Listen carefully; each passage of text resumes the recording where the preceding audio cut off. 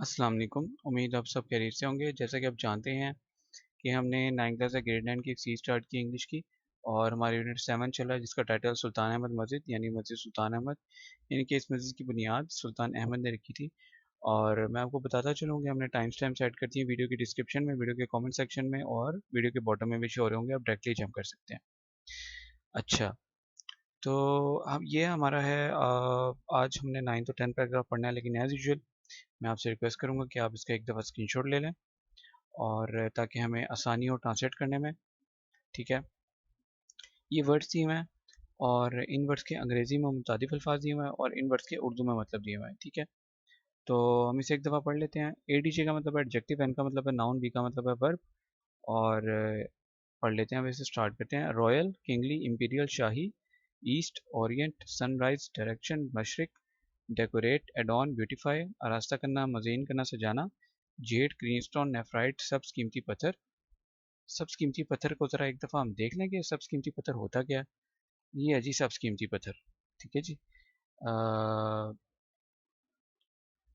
ठीक है। अच्छा, आगे चलते हैं। स्टैंड, एरेक्ट, बी पोजीशन, खड़ा होना। मिनरेट, टावर, स्पायर, मीनार। ठीक है जी। मिनरेट, टावर, स्पायर, मीनार। कॉर्नर, एंगल, जॉइंट, कोना। बालकनी, टेरेस, गैलरी, बालाखाना। Forecourt, courtyard, plaza. इमारत के सामने का हिसार, बंद सहन या अहाता या सहन। ठीक है, ये ऊपर हमने जो उसकी ट्रांसलेशन की उसमें खाली सहन का वर्ड यूज़ किया है। या खुली जगह जो होती है, यानी कि जो घर के आगे, इमारत के आगे जो खुली जगह होती है, ज़ाहिर है उसे सहन ही बोलते हैं ना। तो ये हो गया। ठीक है, एंड, एंडिंग, बाउंड्री, इख्तिताम, हद। ठीक हो गया जी। 9th पैराग्राफ है, ये हम पढ़ लेते हैं। ठीक है जी।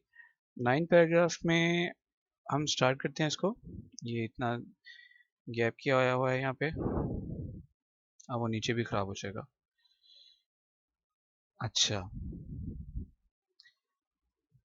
The royal room is situated at the south east corner. शाही कमरा जनूब मशरकी कोने में वाक़या है। एक मिनट अजान हो जाए। अच्छा जी। The royal room is situated at the south east corner. शाही कमरा जनूब मशरकी कोने में वाक़या है। ये साउथ का मतलब होता है जनूब। ठीक है। It has its own pulpit that used to be decorated with jade and roses।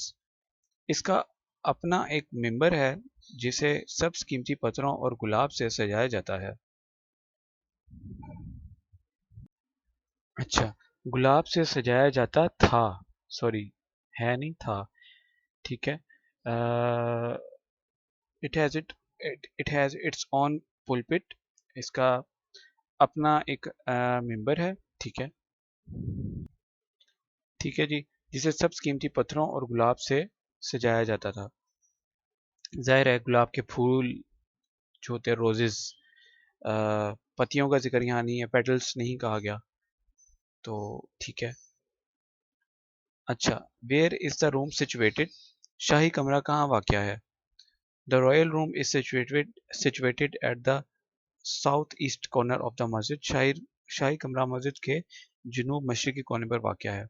9 paragraph में क्वेश्चन आता है, तो ये वो है। 10 पैराग्राफ क्या कहता है। द ब्लू मस्जिद हैज़ 6 मिनारेट्स। नीली मस्जिद के 6 मीनार हैं। Minarets, 4 minarets stand one each at the four corners of the मस्जिद। 4 मीनार मस्जिद के चारों कोनों पर एक एक करके खड़े हैं। ये देखें, ये पहला कोना, ये दूसरा कोना, ये तीसरा कोना, ये चौथा कोना, इनकी बात कर रहा हूँ। ठीक है, एक एक करके खड़े हैं। Each of these pencil shaped minarets has 3 balconies. पहले यहां तक करते हैं। इनमें से हर एक पेंसिल की शक्ल के मीनार के 3 बालाखाने हैं। while the other two at the end of the forecourt has only 2 balconies। जबकि सहन के आखिर में मौजूद दीगर 2 मीनारों के सिर्फ 2 बालाखाने हैं। ठीक है, ये इसकी बात हो रही है, जो बीच वाले हैं ये इधर आता है ना कोर्टयार्ड। ठीक है, मिनरेट्स हो गया, मीनार। अच्छा, ये दीगर का मतलब दूसरे, मतलब अदर की जगह ये ट्रांसलेशन की है, दीगर यानी कि और जो दूसरे थे। ठीक है, तो ये कॉन्टेक्स्ट के हिसाब से खूबसूरत लफ्ज़ यहाँ पे आ रहा है, अच्छा लग रहा है यहाँ पे। ठीक है, अच्छा, तो ये हो गया। कोई भी आपका सवाल हुआ तो हमसे ज़रूर पूछिए।